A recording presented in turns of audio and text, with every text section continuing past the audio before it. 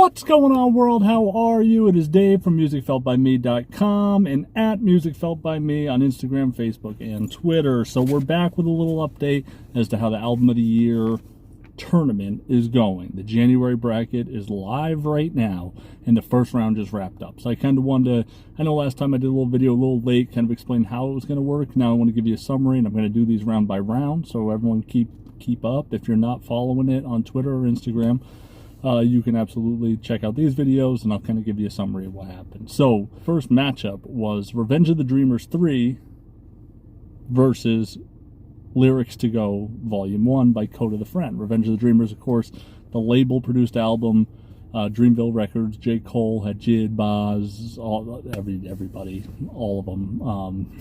Every single person on Dreamville was on the album multiple times. Code of the Friend actually won. I was surprised by this one, but Code of the Friend, as you can see here, took the vote 5-4. Code of the Friend moves on to the second round. Next matchup was Funeral by Lil Wayne versus Halsey's Manic.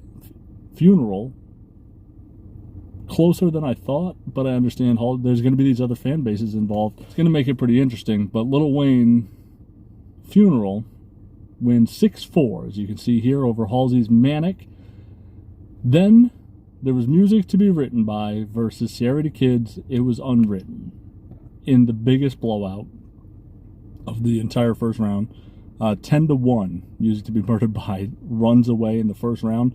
And remember, this is all very important because now that Funeral and Music to Be Murdered By are paired up in the second round, Eminem's Music to Be Murdered By holds the tiebreaker because it received more votes in the first round. So, in the example that I gave in the video kind of explaining it all, I used Music to Be Murdered By and Funeral. If Music to Be Murdered By and Funeral both tie at 5, at that point Eminem would have had 15 votes and Funeral would have 11. So Eminem would get the tiebreaker. So that's why all these rounds matter as far as voting goes, because the tiebreakers are influenced by the earlier rounds voting tallies. So Music to Be Murdered By 10 over It Was Unwritten's 1. Very big first round. And then the final matchup of the first round was Circles by Mac Miller against Selena Gomez's Rare. Mac Miller's Circles wins 9-6. So another good first round, and that vote was the only one that was left after I kind of announced it, so it seemed like there was a bigger turnout there. 15 total votes. It was the biggest vote getting matchup with 15 votes, and the second biggest was Music to Be Murdered By, and it was Unwritten with 11 votes. But Circles takes it 9-6. That does it for the first round.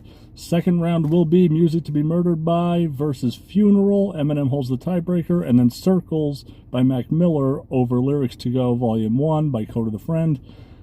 Circles holds the tiebreaker. So looking forward to that. And also I just found out Code of the Friend is going to be releasing another album in May. So he might, if it's good enough, he might actually get an opportunity to have 2 albums in this tournament for the year. So he's stacking the deck a little bit. But Code of the Friend versus Circles, Mac Miller with a tiebreaker in the second round. Go vote. If you're a big believer that Code of the Friend was better, then you need to vote, because you need to get past that tiebreaker for Mac Miller. That does it for Music Felt by Me's Album of the Year tournament, month by month style. Thanks for tuning in.